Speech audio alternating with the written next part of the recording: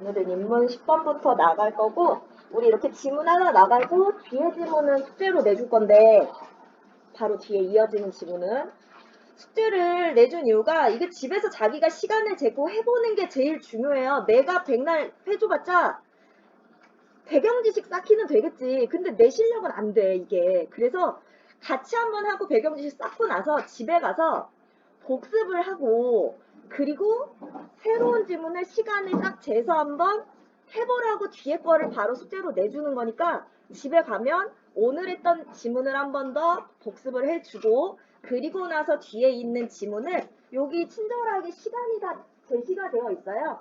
시간을 한번 재고 내가 얼마나 걸리는지 재면서 한번 풀어보시기 바랍니다. 자, 그럼 오늘은 10번 지문인데 우리 지난주 숙제였던 지문하고 굉장히 유사한 형태의 지문이 나오고 있습니다. 먼저 보시면 우리 문제부터 슬쩍 보라고 했는데, 자, 가나의 공통점하고 기억에 대한 설명, 그리고 가나를 읽은 학생, 가나, 지금 다 가나 나오니까 가나 나온 애들은 지문을 다 읽고 풀 거고요. 자, 그 다음 11번 문제가 기억에 대해서 묻는 문제가 나오고 있어요. 그러면 이 욕구, 이 부분은 언제? 자, 우리 가지문이 다 끝나면 바로 11번 지문을 풀 수 있겠다라는 거를 알 수가 있죠. 또 14번 보면 A와 B의 의미라고 했는데 의미가 뭔지는 생각하고 가야 됩니다. 언제? A에 따르면과 B에 따르려는, 자, 여기서 이 따르다 라는 단어가 어떤 의미로 사용됐는지를 생각하고 볼 거고요. 그러면 바로 내용으로 한번 가봅시다. 다른 색으로. 자, 그럼 우리 가지문부터 보시면 사랑의 본질에 대한 토마스 아퀴나스의 설명은 이라고 얘기했는데, 그럼 여기서 말하려는 건 사랑의 본질인데 누구 생각? 토마스 아퀴나스의 생각에 대해서 한번 알아보겠다. 그럼 사랑의 본질, 그리고 토마스 아퀴나스. 자, 얘 설명은 인간의 사랑인 아모르에 대한 분석에 기초한다. 그는 인간이 선을 추구하는 욕구를 지닌 존재인데, 자, 인간에 대해서 먼저 정립해 놓네.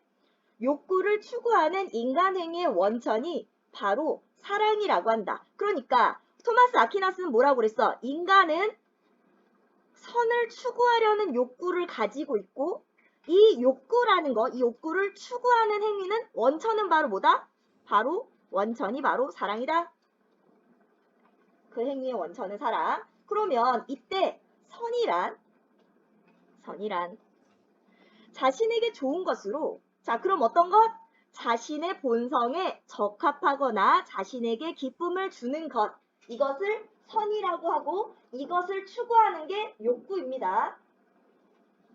여기가 첫 번째 문단. 자, 첫 번째 문단은 뭐에 대해서? 토마스 아퀴나스가 사랑의 본질에 대해서 이야기를 하는데, 분석하는데, 이때 우리는 선을 추구하려는 욕구를 가지고 있고 이것이 바로 뭐다? 사랑이다. 자, 그럼 두 번째 문단으로 가시면 토마스 아퀴나스에 따르면, 자, 그럼 토마스 아퀴나스의 말이나 이 사람의 생각에 의하면, 여기에 의거해서 보자면 이라는 의미로 해석할 수가 있죠. 자, 그러면 14번 문제에서 A만 쭉 봅니다. 14번 문제에서 A만 보세요. 토마스 아퀴나스에 따르면 이라고 했어. 토마스 아퀴나스의 생각이나 토마스 아퀴나스 말에 의하면, 거기에 의거해서 보자면 이라는 의미. 자, 그럼 A, 범인의 뒤를 따랐다. 법에 따라 처리했다. 개발에 따른 공의 문제가 심각하다. 아무도 그의 솜씨를 따를 수 없다. 사용 목적에 따라. 자, 그럼 여기서 뭐뭐에 의해서, 뭐뭐에 의거해서, 뭐뭐에 준해서, 걔가 말한 것에 의거해서 라는 거. 자, 그럼 그거랑 관련된 거는 몇 번이겠니? 자, 지금 일단 첫 번째, 경찰이 범인의 뒤를 따랐다. 이건 뭐야? 쫓았다 라는 거니까 그 사람의 말에 의거했다라고는 볼 수가 없죠. 그럼 일단 1번은 쫓아간 거니까 얘는 땡. 2번 가볼까? 우리는 법에 따라, 법에 의거해서 그 일을 처리하고 있죠. 얘는 맞아. 자, 3번 가볼까? 개발에 따른. 자, 그럼 어때? 개발에 의해서, 개발로 인해서, 개발과 함께 어떤 일이 벌어지고 있는 거죠. 그럼 얘도 안 돼. 4번. 아무도 그의 솜씨를 따를 수 없었다. 그만큼 그 솜씨를 따른다? 걔 어떤 수준이나 경지에 이른다 라는 거야. 그러면 여기 솜씨를 따르는 건 걔 수준에 이르지 못했다 라는 거니까 이것도 안 돼. 5번. 사용 목적에 따라서, 사용 목적에 의거해서. 자, 그러면 일단 5번도 됩니다. 그럼 나머지 것까지 다 봐야 되겠죠? 자, 이제 다시 본문으로 가시면. 자, 아퀴나스에 따르면 인간의 욕구는 감각적 욕구와 지적 욕구로 구별되는데, 자, 그러면 여기선 뭐예요? 인간의 욕구를 두 개로 나눠줬어요. 감각적 욕구와 지적 욕구 두 가지로 나눠줬고, 자, 공통점은 뭐야? 선을 추구한다 라는 점은 같습니다. 자, 하지만 크게 두 가지 차이점이 있다. 자, 아퀴나스가 말한 욕구를 두 개로 나눠서, 자, 첫째, 감각적 욕구에 의한 추구 행위는 대상에 의해 촉발되어 이에 수동적으로 반응하는 것이다. 자, 그럼 감각적 욕구에 의한 추구 행위는 대상에 의해서 촉발되고 수동적으로 반응합니다. 반면 얘를 다르게 구별해 주세요. 얘는 감각, 얘는 지적.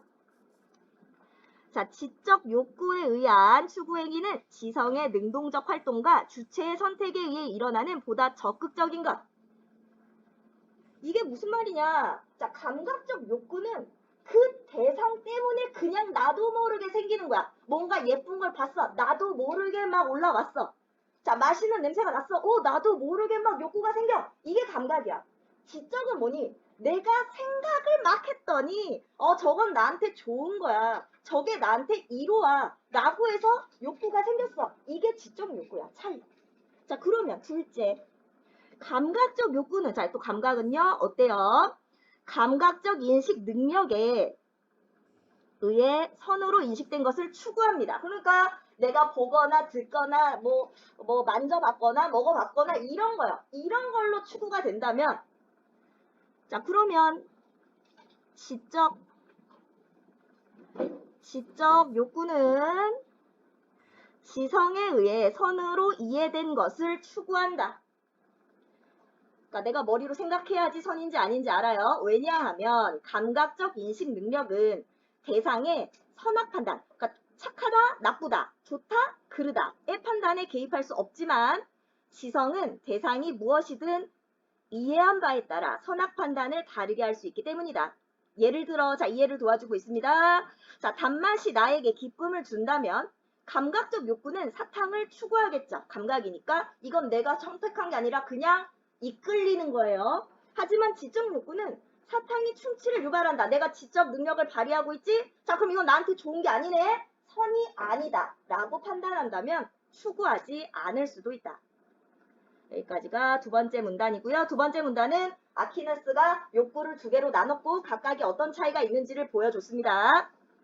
자, 세 번째 문단 가시면 아퀴나스는 감각적 욕구와 지적 욕구가 있는 곳에는 항상 사랑이 있다고 말하며, 당연하죠. 우리 시작할 때 뭐라고 그랬어? 이 욕구를 추구하는 그 기본, 그게 뭐다? 사랑이니까. 내가 욕구가 있다? 그럼 거기 당연히 사랑이 있어. 자, 사랑이 선을 향한 감각적 욕구와 지적 욕구에 의한 추구 행위를 일으키는 힘이라고 설명한다. 우리 앞에 나왔던 걸 한 번 더 반복해주고 있는 겁니다. 자, 사랑은 선을 향한 감각적 욕구와 지적 욕구에 의한 추구 행위를 일으키는 힘이다. 특히 아퀴나스는 감각적 욕구에 의한 추구 행위를 정념이라고 칭하며 사랑을 전제하지 않는 정념은 없으며 선을 향한 사랑에서부터 여러 정념이 비롯된다고 하였다. 자, 그럼 뭐다?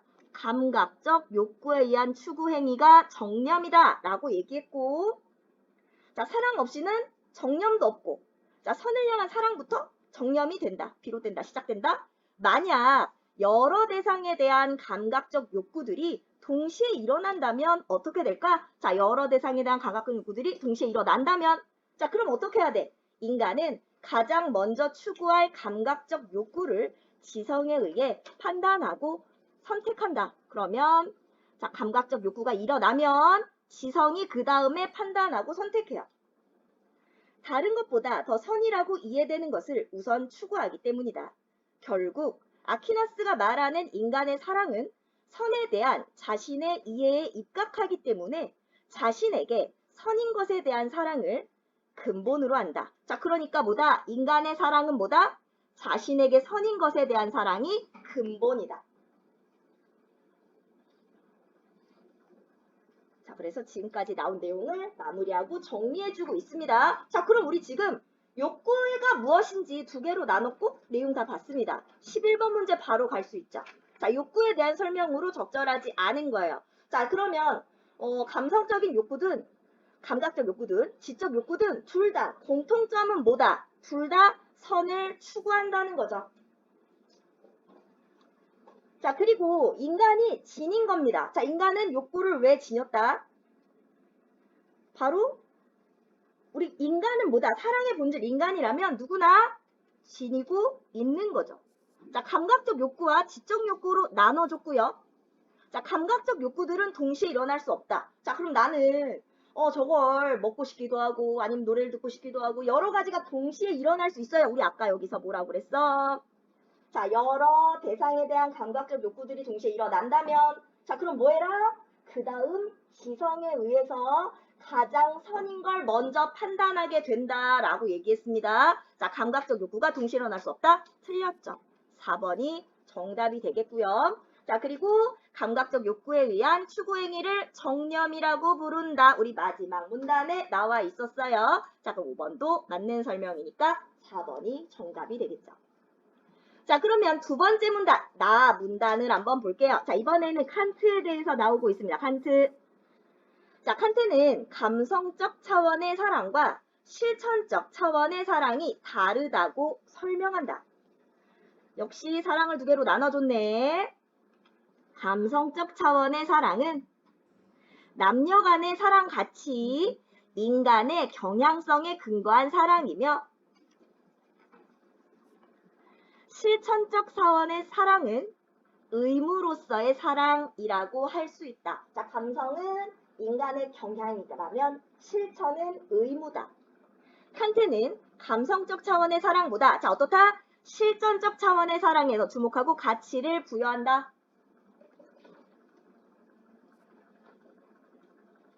자, 칸트가 말한 사랑을 두 가지. 하지만 뭐가 더 가치 있다? 실천적 차원의 사랑이 더 가치 있다. 자, 칸트에 따르면 인간은 도덕 법칙을 실천하려고 하는 선의지를 지닌 존재다. 자, 그럼 칸트가 말하는 인간은 어떤 존재예요? 인간은 도덕 법칙을 실천하려고 선의지를 지닌 존재입니다. 여기서 선의지란, 자, 선의지가 무엇인지 개념 정의하고 있어. 선을 지향하는 의지로 그 자체만으로 조건 없이 선한 것. 그는 인간이 도덕적 존재가 될 수 있는 것은 인간에게 도덕 법칙을 의무로 부여하기 때문이라고 말한다. 자, 그러면 이성은요, 인간에게 도덕 법칙을 의무로 부여합니다. 칸트에게 의무란 도덕 법칙에 대한 존경심 때문에 어떤 행위를 필연적으로 해야만 하는 것이다. 이때 자, 보편적으로 적용할 수 있는 도덕 법칙은 너는 뭐를 해야 한다? 라는 명령의 형식으로 나타나며 자, 우리 보편적 도덕 법칙은 명령입니다. 칸트는 선의지에 따라 의무로부터 비롯된 행위를 자, 칸트는 선의지에 따라 의무로부터 비롯된 행위를 실천하는 것만이 도덕적 가치가 있다라고 생각했습니다. 자, 칸트의 생각을 계속 얘기하고 있죠. 자, 인간이라면 누구나 선의지를 지니고 있는데 선의지는 무조건 착하고 좋은 거야. 자, 그러면 인간은 도덕 법칙을 의무로 알고 있고 그래서 이 사람이 더 가치 있다고 본 건 실천적 차원의 사랑이 되는 겁니다. 왜? 실천적 차원의 사랑은 뭐니까? 의무니까. 자, 칸트의 관점에서 감성적 차원의 사랑은 욕구나 자연적 경향성에 이끌리는 감정이기 때문에 의무로 강제하거나 명령을 통해 일으킬 수 있는 것이 아니다. 자, 당연하죠. 이 감성적 차원의 사랑이라는 건 남녀 간의 사랑 같은 거야. 자, 그러니까 자연스럽게 그냥 내 마음에서 우러나는 거지. 누가 시키거나 명령한다고 생길 수 있는 감정이 아니에요. 그는 어떤 경향성과도 무관하게 심지어 경향성을 거스르지만 도덕 법칙을 따르려는 의무로서의 사랑을 실천하는 것만이 참된 도덕적 가치를 지닌다고 보았다. 자, 여기서 따르다가 나오고 있습니다. 도덕 법칙을 따른다. 자, 그러면 이건 뭐예요? 도덕 법칙을 준수하고 그에 따라서 행위하는 거죠. 자, 그러면 도덕 법칙에 있는 대로 그것을 그대로 하는 거, 그대로 행하는 거, 이것을 따르려는 이라고 본다면 14번 문제 가보세요. 마지막입니다. 얘는. 자, 도덕 법칙을 따르다와 관련 있는 건 지금 우리 뭐만 보면 돼? 2번, 5번만 보면 돼. 자, 도덕 법칙을 따르다. 자, 2번 결정을 따르다. 5번 강을 따라 걷다. 몇 번이에요? 그치. 2번이 답이 되겠죠. 자, 우리 여기서 따르다는 그것을 그대로 따라서 실행한다. 그대로 실행한다 라는 의미가 되겠고, 자, 여기서 그대로 실행한다 라는 것은 얘하고, 자, 그리고 4번의 유행을 따라서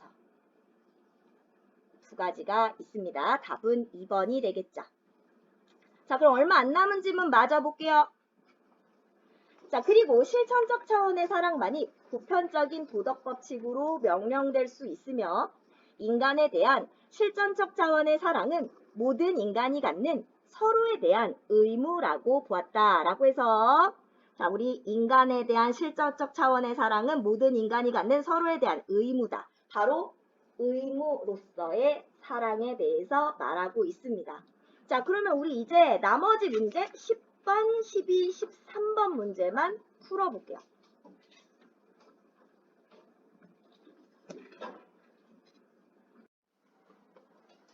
자, 62페이지에 사회 지문 한번 볼게요. 자, 경제와 관련된 지문인데요.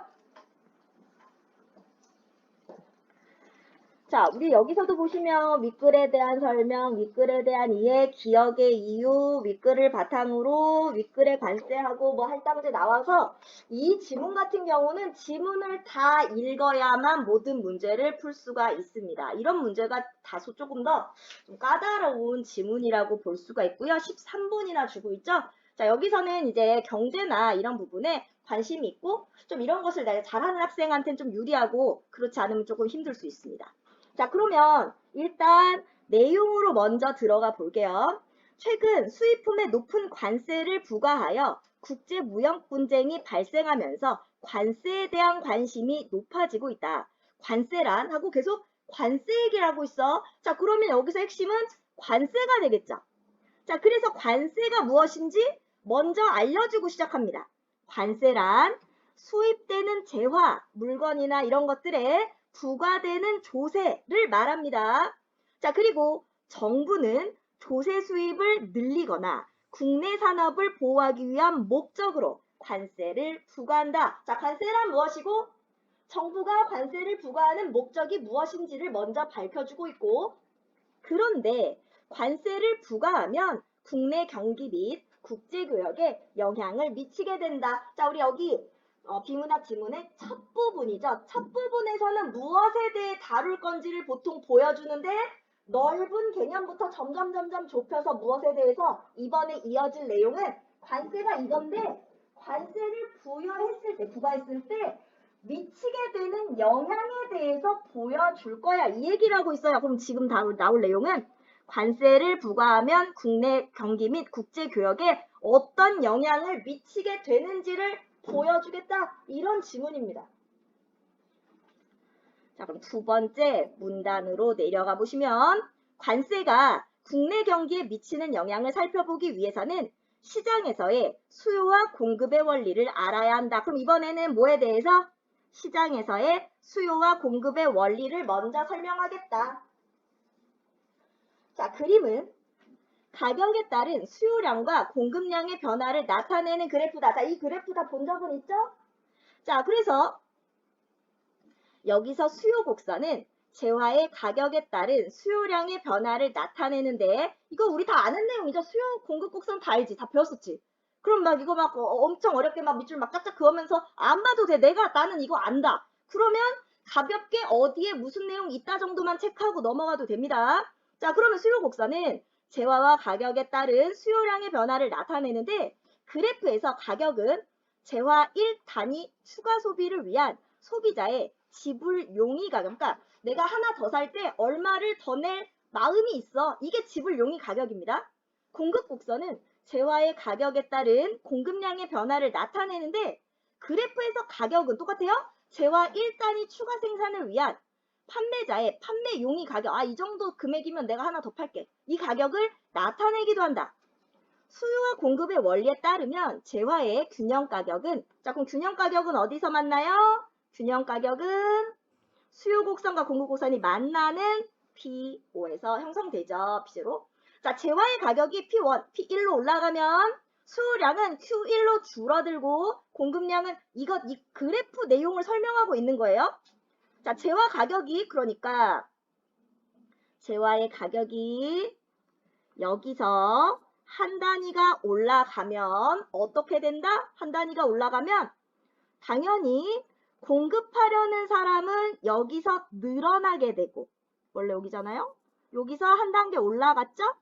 자, 하지만 수요는 어떻게 돼요? 수요는 아까보다 내려가게 되죠. 여기에 위치하게 되죠. 한 단계 올라갔을 때. 자, 바로 가격이 오르면 판매자는 더 팔고 싶고 사려는 사람은 덜 사고 싶어 한다는 걸 보여주고 있습니다. 자, 이처럼 재화의 가격 변화로 수요량과 공급량이 달라지면 소비자 잉여와 생산자 잉여에도 변화가 생기게 된다. 여기서 잉여란, 자, 잉여는 뭐다? 제품을 소비하거나 판매함으로써 얻는 이득으로, 소비자 잉여는 소비자가 어떤 재화를 구입할 때 지불할 용의가 있는 가격과 실제 지불한 가격의 차이고, 그러니까 예를 들면 난 한 200원이면 사야지 라고 생각했는데 100원이야. 그럼 어때? 100원의 이득이 생긴 거죠. 이게 소비자 잉여야. 자, 소비자 잉여는 요거고요. 생산자는 반대입니다. 생산자가 어떤 재화를 판매할 때 실제 판매한 가격과 판매할 용의가 있는 가격의 차이다. 그림에서 수요 곡선과 실제 재화의 가격 차이에 해당하는 가는, 자, 지금 소비자 잉여와 생산자 잉여를 보여주는데 이 그림이랑 같이 봐야 돼요. 자, 그러니까 지금 뭐가 가가 소비자 잉여고 나가 생산자 잉여라고 했죠? 자, 색깔을 나눠서 가가 소비자 잉여고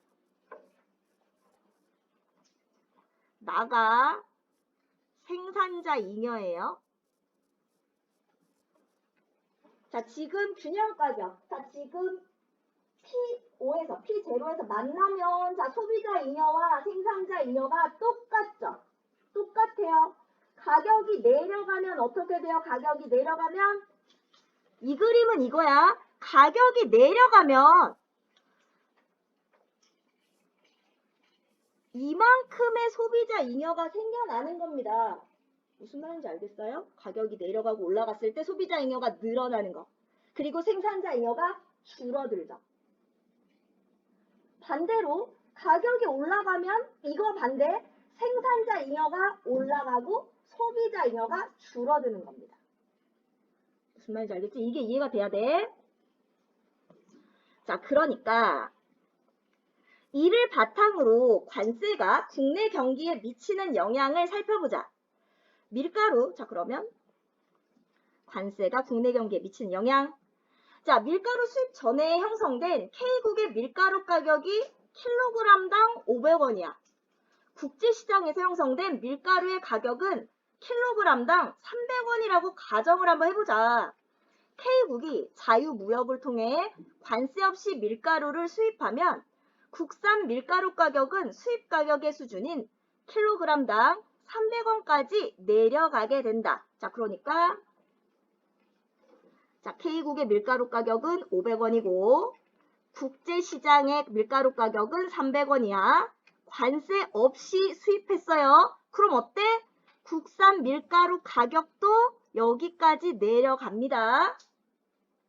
그 결과 당연히 가격이 떨어지면 어떻다고? 공급량은 줄 수밖에 없어. 그리고 가격이 싸지면 수요량은 늘 수밖에 없어. 그러면 국내 수요량에서 국내 공급량을 뺀 부족한 부분만큼만 밀가루를 수입하게 된다. 자, 이게 무슨 얘기냐? 자, 옆에로 하다가 한번 정리를 해볼게요. 우리 아까 이렇게 나뉘어져 있었어요. 원래는 여기서 적정 가격이 형성이 되는데요. 자, 적정 가격은 원래 얼마였어요? 500원이었습니다. 자, 그런데 수입 밀가루가 들어오면서 어떻게 됐어요? 300원까지 떨어집니다. 자, 300원까지 떨어지면 어떻게 돼요? 300원까지 떨어지면 파는 사람은 요만큼만 팔고 싶어요. 사는 사람은 이만큼 사고 싶어요.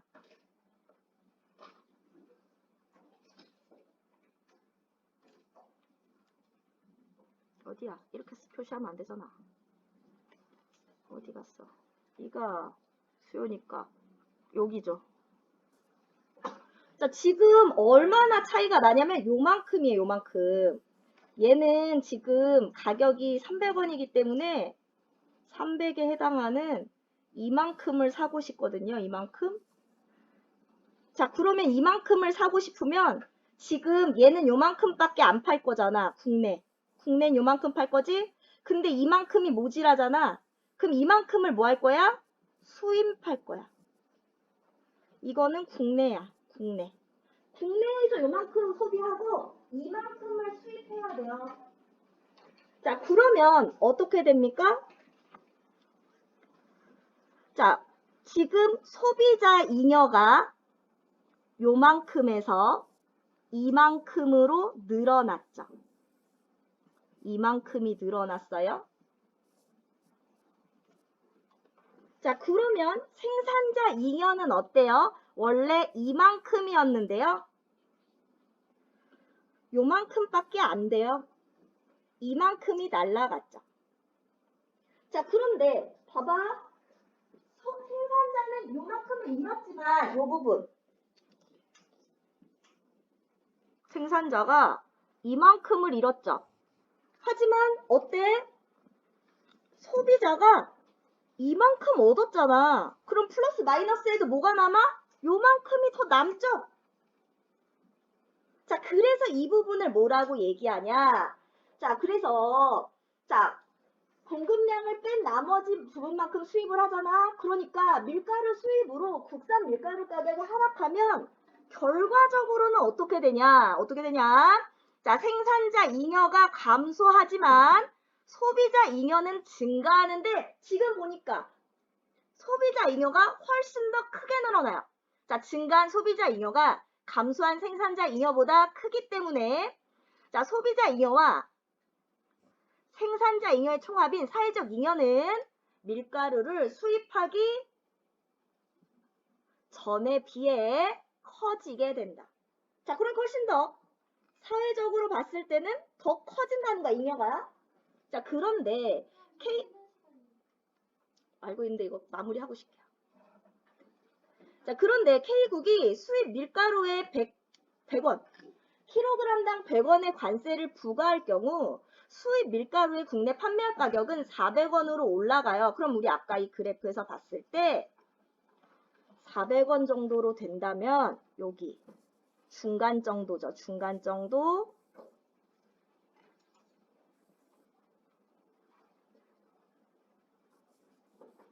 요 정도죠. 자, 중간 정도가 되면 어떻게 되냐? 문제는 아까보다 줄어든다는 걸 보여줄 거야. 자, 그렇게 되면 국산 밀가루 생산자는 관세 부과 전보다, 그러니까 100원의 관세를 부과하면 국내 판매 가격이 올라가게 되면 관세 부과 전보다 오른 가격에 판매할 수 있으니까 공급량이 늘어납니다. 자, 생산자 잉여가 당연히 증가하겠죠? 반대로 소비자 입장에서는 가격이 올라가면 그만큼 수요량이 줄어들게 되므로 당연히 가격이 올라가면 수요량은 줄어들고 소비자 잉여는 감소해요. 자, 근데 문제는 증가한 생산자 잉여가 감소한 소비자 잉여보다 작기 때문에 소비자 잉여와 생산자 잉여의 총합인 사회적 잉여는 수입 밀가루의 관세를 부과하기 전에 비해 작아지게 됩니다. 자, 아까는 합쳤을 때 더 커졌다면 이번에는 더 작아져요. 자, 그러니까 전체적으로 봤을 때는 좋다고 볼 수가 없겠지. 자, 그런데 관세 정책이 장기화될 경우 국내 경기가 침체에 빠질 수 있다. 자, 예컨대 K국 정부가 국내 밀가루 산업을 보호하기 위하여 수입 밀가루에 높은 관세를 부과할 경우, 자, 그러면 어떻다? 자, 높은 관세를 부과하면 단기적으로는 국내 밀가루 생산자의 이익을 늘려서 자국의 밀가루 산업을 보호할 수 있어요. 하지만 높은 관세로 국내 밀가루 가격이 상승하게 되면 문제는 어떻다? 자, 바로 국내 밀가루 가격이 상승하면 자, 바로 다른 제품들의 가격이 줄줄이 상승하고 자, 그럼 국내 소비자들은 밀가루를 이용하여 만든 제품의 소비를 줄이게 되죠. 소비를 줄이게 된다. 이런 과정이 장기화된다면 자, 어떻다? K국의 경기는 결국 침체에 빠질 수도 있다. 경기가 결국 침체에 빠질 수도 있다. 실제로 1930년대 국내 산업을 보호할 목적으로 시행된 각국의 관세 정책으로 인해 오히려 경제 대공황이 심화된 사례가 이를 잘 보여주고 있다. 자, 그러니까 관세를 부과하지 않았을 때 자, 사회적 잉여가 늘어나는 것처럼 보이잖아? 관세를 부과했더니 아니 오히려 사회적 잉여가 줄어들었잖아? 그럼 관세 부과하면 좋은 건가? 아니, 부과하지 않으면 좋은 건가? 아니, 관세를 부과해서 판매자를 보호할 수는 있지만 경기 침체에 빠질 수 있다는 문제도 있다. 자, 이렇게 볼 때 국내 산업을 보호할 목적으로 부과된 관세는 사회적 잉여를 감소시키고 이것과 관련된 이유를 묻는 문제가 나올 거고요. 해당 제품에 대한 국내 소비를 줄어들게 한다. 그리고 그와 관련된 산업에까지 악영향을 미칠 수 있다. 여기까지는 지금까지 했던 내용 요약해 준 거고 또한 과도한 관세는 국제교역을 감소시켜 국제무역시장을 침체시킬 뿐만 아니라 국제무역 분쟁을 야기할 소지도 있다. 자, 그래서 바로 이러한 이유로 대다수의 경제학자들은 과도한 관세에 대한 우려를 드러내고 있다라고 해서 과도한 관세에 대한 우려까지 보여주면서 마무리를 했습니다. 자, 그럼 우리 한 46분까지 쉴게요. 자, 쉬었다 하겠습니다. 자, 우리 같이 한번 볼게요. 자, 우리 이렇게 경제 지문 같은 경우는 이런 그래프나 표 같은 것들이 많이 나오니까 이해가 다 된 상태가 돼야 돼요. 자, 윗글에 대한 설명으로 가장 적절한 것 했습니다. 자, 우리 윗글은 뭐에 대해서 설명하고 있어요? 관세가 무엇이고 관세를 부과했을 때 어떤 국내 경기에도 영향을 미치고 국제적인 교역에서도 어떤 영향을 미치는지를 설명하는 글입니다.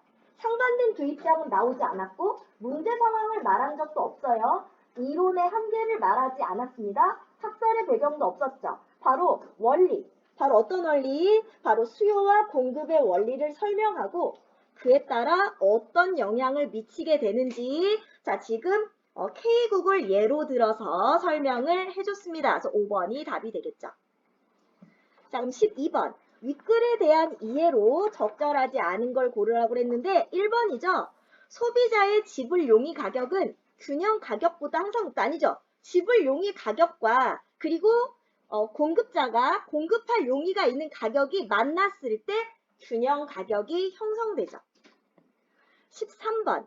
기역의 이유로 적절한 것 했습니다. 기역은 관세는 사회적 잉여를 감소시키고 라고 했어요. 왜 관세가 사회적 잉여를 감소시킵니까? 바로 증가한 생산자 잉여보다 감소한 소비자 잉여가 더 컸죠. 자, 그럼 몇 번이에요? 2번이죠. 소비자 잉여는 줄었지만 소비자 잉여가 줄어든 게 생산자 잉여가 늘어난 것보다 더 컸으니까 이거 그냥 5개 다 읽고 무슨 말인지만 이해했으면 충분히 풀 수 있는 쉬운 문제예요. 14번 문제. 자, 윗글을 바탕으로 보기를 설명한 내용으로 적절하지 않은 것 했습니다. 태국에서 국산 바나나만을 소비하다가 값싼 수입 바나나를 관세 없이 수입하면서 국산 바나나 가격이 국제시장 가격 수준으로 하락했다.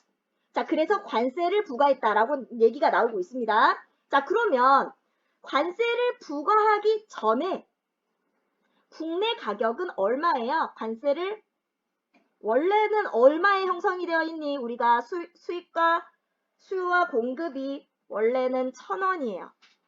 원래는 1,000원에 팔았어. 근데 관세를 부과하지 않고 외국 바나나를 수입했더니 어디까지 떨어져요? 바로 500원까지 떨어집니다.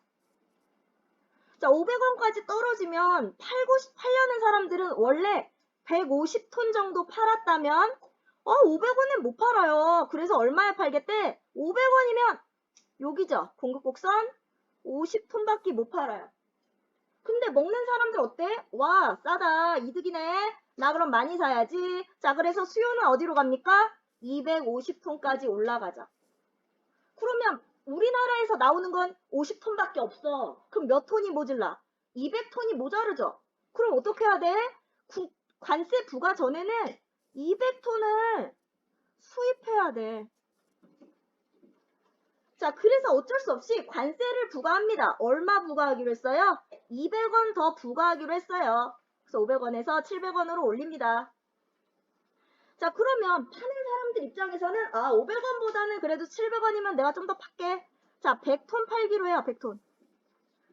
자, 그럼 사 먹는 사람들 어때? 200원 올랐네. 나 그러면 200톤만 먹을게. 요만큼 모질하죠? 100톤은 우리나라에서 먹어요. 수입은 얼마나 됩니까? 100톤 수입해요. 자, 그러면 답을 한번 맞춰볼까요? 바나나를 수입하기 전에 국내 균형 가격은 만나는 곳 어디? 1,000원에서 만났으니까 균형 가격은 1,000원이었어요. 자, 관세를 부과하기 이전에는 수입되는 바나나의 수량이 관세 부과 전 250톤이나 먹겠다고 하는데 우리나라에서는 50톤밖에 안 나오니까 200톤 수입해야 했습니다. 자, 3번. 관세를 부과하기 전과 이후의 가격을 비교해보니 톤당 200만 원만큼의 관세가 부과되었다라고 했어. 자, 부과되기 전과 후를 한번 보세요. 자, 어디 갔어? 자, 200원이 늘었고요. 100톤이 수입됐으니까 어때? 자, 당연히 200원이니까 200만 원 관세 냈겠죠. 계산하기 쉽게 만들어줬죠. 200원에 100개, 200만 원. 자, 관세를 부과한 결과 국내 생산자는 바나나의 공급량을 어때? 50톤에서 이만큼 늘려줬습니다. 늘려줬어요. 자, 그래서 50톤에서 여기죠? 100톤으로 가격이 오르면서 요만큼 늘어났고요. 자, 그럼 답은 5번이 되겠는데요. 관세를 부과한 결과 수입되는 바나나의 수량은 이전보다 50톤이 줄었다. 아니죠? 100톤 수입하다가 100톤으로 줄였으니까 100톤이 줄어들었어요. 100톤. 자, 15번. 윗글의 관세와 보기의 수입 할당제에 대해 이해한 내용입니다. 자, 답은 몇 번일까요? 얘는 3번이죠. A는 B와 달리 정책 시행시 혜택을 국내 생산자가 보겠군이라고 했는데 수입 할당제든 관세든 국내 생산자의 이익을 보호하기 위해서 만들어진 정책이라고 볼 수 있죠. 그래서 뭐와 달리라는 말이 나왔으니까 3번이 정답이 되겠습니다. 자, 그러면 문법으로 가볼게요.